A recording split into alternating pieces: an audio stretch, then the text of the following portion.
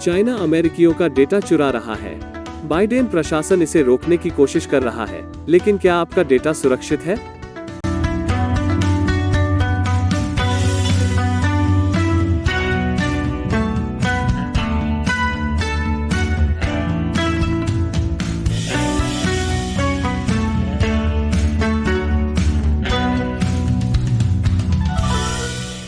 आपका स्वागत है। मैं क्रिस चैपल हूँ। तकनीक की दुनिया में एक कहावत है कि अगर आपको कोई उत्पाद मुफ्त में मिलता है तो आप उत्पाद हैं।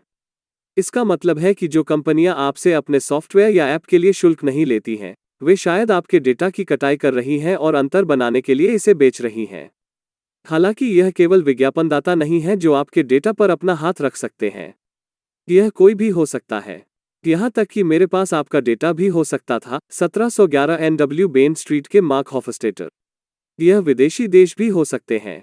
Chinese government is also making liberal use of hacking to steal our corporate and personal data, and they're using both military and non-state hackers to do it. हम सभी ने चीनी साइबर हमले के बारे में सुना है, लेकिन जिस बात पर पर्याप्त ध्यान नहीं दिया गया वो अन्य सभी तरीकों से है जो चीन व्यक्तिगत डेटा चोरी करने की कोशिश करता है। जैसे महामारी के दौरान जब एक चीनी कंपनी ने पूरे अमेरिका में कोविड परीक्षण प्रयोगशाला स्थापित करने की पेशकश की, जो डीएनए एकत्र करने और उसे चीन भेजने में सक्षम होती। वह पागल है। मुख्य रूप से इसलिए कि जब आप सभी आनुवंशिक डेटा प्राप्त कर सकते हैं तो आप इतने सारे प्रयास क्यों कर सकते हैं मोटल 6 में दीवारों को खुरचना? वैसे बाइडेन प्रशासन इस बारे में कुछ करना चाहता है। राष्ट्रपति बिडेन ने संवेदनशील अमेरिकी प्रौद्योगिकी में विदेशी निवेश को रोकने पर पिछले महीने एक कार्यकारी आदेश पर हस्ताक्षर किए। अब आदेश विशेष रूप से चीन के बारे में नहीं था, लेकिन कमरे में विशाल पांडा की तरह ज्यादातर लोग मानते हैं कि इसका कारण चीन था। यह एक ऐसे कानून को पारित करने जैसा होगा जो अनाज चोरी करने के लिए एक अपराध बनाता है, और यह कहता है कि इसका इससे कोई लेना देना नहीं है। ट्रिग्स खरगोश। हम जानते हैं कि यह CFIUS is a U.S. government body that protects U.S. national security by reviewing and, in rare cases, stopping foreign investments in U.S. companies while ensuring that the U.S. economy remains open to most investments. CFIUS reviews often focus in an area of sensitive national security technology such as advanced computing, defense, or aerospace. इसलिए अगर एक चीनी company ने Lockheed Martin जैसे अमेरिकी रक्षा ठेकेदार को खरीदने की कोशिश की, उदाहरण के लिए, CFIUS हस्तक्षेप करेगा। हाँ, अगर चीन अमेरिका से तकनीक नहीं खरीद सकता है तो उन्हें अमेरिका से तकनीक को चोरी करके अपने हथियारों को पुराने तरीके से विकसित करते रहना होगा। वैसे भी यह आदेश उन चीजों को भी सीमित कर देगा, जैसे यदि कोई चीनी कंपनी किसी सैन्य अड्डे के पास जमीन खरीदने की कोशिश करती है, जैसा कि इस साल की शुरुआत में हुआ था। CFIUS के पास काफी व्यापक जनादेश है। यह मूल रूप से कांग्रेस द्वारा राष्ट्रीय सुरक्षा की रक्षा करने के लिए कहा गया है, और यह कुछ असामान्य स्थानों को जन्म दे सकता है, जैसे कि कैसे CFIUS ने एक चीनी कंपनी को समलैंगिक डेटिंग ऐप ग्रिंडर बेचने के लिए मजबूर किया क्योंकि उन्हें लगा कि चीनी अधिकारी इसका इस्तेमाल अमेरिकियों के बारे में संवेदनशील जानकारी प्राप्त करने के लिए कर सकते हैं। बिडेन का नया कार्यकारी आदेश CFIUS को देखने के लिए विशिष्ट क्षेत्रों की एक सूची देता है, जिनमें से एक है इस पर विचार करना कि क्या एक लंबित सौदे में अमेरिकियों के संवेदनशील डेटा तक पहुंच वाले व्यवसाय की खरीद शामिल है, और क्या कोई विदेशी कंपनी या सरकार उस जानकारी का फायदा उठा सकती है, जैसे ग्रिंडर के साथ क्या हुआ। और यदि आप अमेरिकियों के संवेदनशील डेटा तक पहुंच वाले व्यवसाय सुनते हैं और आप टिकटॉक सोच रहे हैं, आप अकेले नहीं हैं। CFIUS कथित तौर पर सिर्फ इसी कारण से टिकटॉक को देख रहा है, और भारत ने सुरक्षा चिंताओं को लेकर लगभग 2 साल पहले टिकटॉक पर प्रतिबंध लगाया था। टिकटॉक का स्वामित्व चीनी कंपनी बाइटडांस के पास है, और अब यह दुनिया का सबसे ज्यादा डाउनलोड किया जाने वाला ऐप है। दुनिया का सबसे ज्यादा डाउनलोड किया जाने वाला app?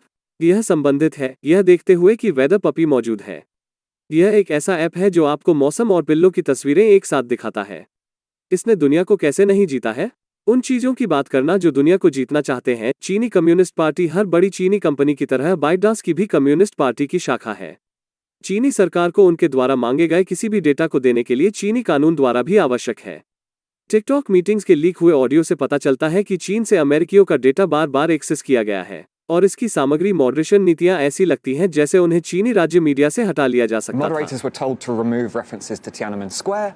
They were told to remove references to the Falun Gong religious group. They were told to remove references to Taiwanese independence. And these were all phrased in terms of sort of trying to reduce political arguments on the site. They weren't explicitly done in a way that would make Beijing happy. यदि आप TikTok की छाया के बारे में अधिक जानना चाहते हैं तो इस वीडियो को देखें जो हमने इस पर किया था। मैं नीचे विवरण में एक लिंक डालूंगा। यह स्पष्ट नहीं है कि यह नया आदेश टिकटॉक को कैसे प्रभावित करेगा। जैसा कि मैंने कहा, CFIUS पहले से ही टिकटॉक को देख रहा है। इस आदेश ने CFIUS को ऐसी कोई शक्ति नहीं दी जो उसके पास पहले से नहीं थी।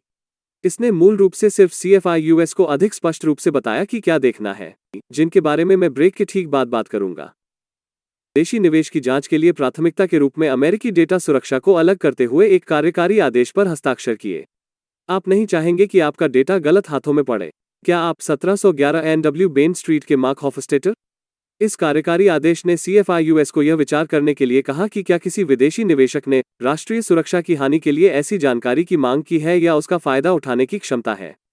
कार्यकारी आदेश ने अमेरिकी आपूर्ति श्रृंखला, तकनीकी नेतृत्व, साइबर सुरक्षा और निवेश के पैटर्न पर भी प्रकाश डाला जो राष्ट्रीय सुरक्षा को खतरे में डाल सकता है। इसलिए पिछले साल मैंने जो ट्रांसमोगिफायर गन बनाई थी, एक चीनी कंपनी अब उसे नहीं खरीद सकती क्योंकि यह अमेरिकी तकनीकी नेतृत्व का एक प्रमुख उदाहरण है। अपने ड्रोन और सुपरसोनिक जेट से चिपके रहें, आप न्यूब्स। कार्यकारी आदेश ने AI और क्वांटम कंप्यूटिंग जैसे कई क्षेत्रों को अमेरिकी तकनीकी प्रभुत्व के लिए महत्वपूर्ण माना। मुझे यकीन है कि यह कोई संयोग नहीं था कि ये सभी क्षेत्र 7 साल पहले शुरू किए गए मेड इन चाइना 2025 अभियान का हिस्सा हैं। मेड इन चाइना 2025 चीन को उन्नत तकनीक में अग्रणी बनाने के बारे में है, न कि केवल सस्ते नॉकऑफ में। जो कि अजीब है क्योंकि सस्ते नॉकऑफ उनका पूरा ब्रांड है। ऐसा होगा अगर अरबी ने अपस्केल स्वस्थ भोजन में अग्रणी बनने का फैसला किया। बाइडेन प्रशासन कथित तौर पर चीन में अमेरिकी निवेश पर एक और कार्यकारी आदेश पर भी विचार कर रहा है। उदाहरण के लिए ऐसे निवेश जो उन उद्योगों का समर्थन करेंगे जिन्हें चीन मेड इन चाइना 2025 के लिए महत्वपूर्ण मानता है। हाँ, अमेरिकी अभी भी उस देश को फंडिंग कर रहे हैं जो अमेरिका की जगह लेना चाहता है। मुझे यकीन नहीं है कि यह सिर्फ मूर्खता और लालच है या अगर हम वास्तव में मृत्यु की इच्छा रखते हैं। शायद यही समय है जब अमेरिका चीन को उस खतरे के रूप में देखना शुरू कर दे जो वे हैं, न कि एक जीवित, यह ठीक है, मेम होने के नाते। और अब मेरे लिए शो के एक प्रशंसक के एक प्रश्न का उत्तर देने का समय है जो क्राउड फंडिंग साइट पेट्रियन या स्थानीय लोगों पर हमारे विशेष सोशल मीडिया प्लेटफॉर्म पर समर्थन करता है। स्पेसेस स्थानीय लोगों से पूछता है, वास्तव में 2 प्रश्न। 1. आपके शुरुआती असेंबल में हम देखते हैं कि एक आदमी एक टैंक के सामने खड़ा है, निस्संदेह तियानमेन स्क्वायर पर। क्या इस व्यक्ति की कभी पहचान की गई थी? 2. आप इंगित करते हैं कि कभी कभी YouTube आपकी सामग्री को विमुद्रीकृत कर देता है। क्या ऐसा तब होता है जब आप ब्रेक के बाद वापस आएंगे, इंगित करते हैं और ब्रेक के बीच कोई विज्ञापन नहीं होता है? इसके अलावा यदि कोई विज्ञापन है तो क्या हमें आपको क्रेडिट प्राप्त करने के लिए पूरा विज्ञापन देखना चाहिए या अनुमति मिलने पर छोड़ देना चाहिए? वेल स्पेसेस, जिस आदमी की आप बात कर रहे हैं उसे टैंक मैन के नाम से जाना जाता है। यह तस्वीर तियानमेन स्क्वायर नरसंहार के एक दिन बाद 5 जून को ली गई थी जब टैंक चौक से निकल रहे थे। और यह आदमी सिर्फ कुछ टैंकों का सामना नहीं कर रहा था, वो सैकड़ों का सामना कर रहा था। जानने के बाद सेना ने अभी अभी हजारों लोगों को मार डाला था। टैंक मैन को अंततः दर्शकों ने खींच लिया और वो कभी भी निर्णायक रूप से पहचाना नहीं गया है। ये सभी अफवाहें हैं कि वो कौन था और क्या वो अभी भी जीवित है। कुछ का दावा है कि उसे मार डाला गया था, दूसरों का दावा है कि CCP ने उसकी कभी पहचान नहीं की और वो अभी भी जीवित है। शायद सबसे अजीब दावा यह है कि वो ताइवान भाग गया और नेशनल पैलेस संग्रहालय में काम कर रहा था, जिसे संग्रहालय ने नकार दिया। अभी के लिए टैंक मैन एक रहस्य बना हुआ है। जहां तक दूसरे प्रश्न का संबंध है, हाँ, यदि मैं कहूं कि विराम होने वाला है और आपको कोई विज्ञापन दिखाई नहीं दे रहा है तो इसका अर्थ है कि प्रकरण का विमुद्रीकरण कर दिया गया है, या इसका मतलब है कि आपके पास एक एड ब्लॉकर या YouTube प्रीमियम है। जहां तक देखने की बात है, यदि आप किसी विज्ञापन को पूरी तरह से छोड़ देते हैं तो हमें उसका श्रेय नहीं मिलता है। गिनने के लिए आपको या तो पूरा विज्ञापन देखना होगा या कम से कम 30 सेकंड का लंबा विज्ञापन देखना होगा। आपके सवालों के लिए धन्यवाद स्पेसेस और स्थानीय लोगों पर बिना सेंसर किए चीन का समर्थन करने के लिए। विशेष सामग्री के लिए और शो का समर्थन करने में सहायता के लिए हमारे स्थानीय पृष्ठ देखें। एक बार फिर मैं क्रिस चैपल हूं। देखने के लिए धन्यवाद।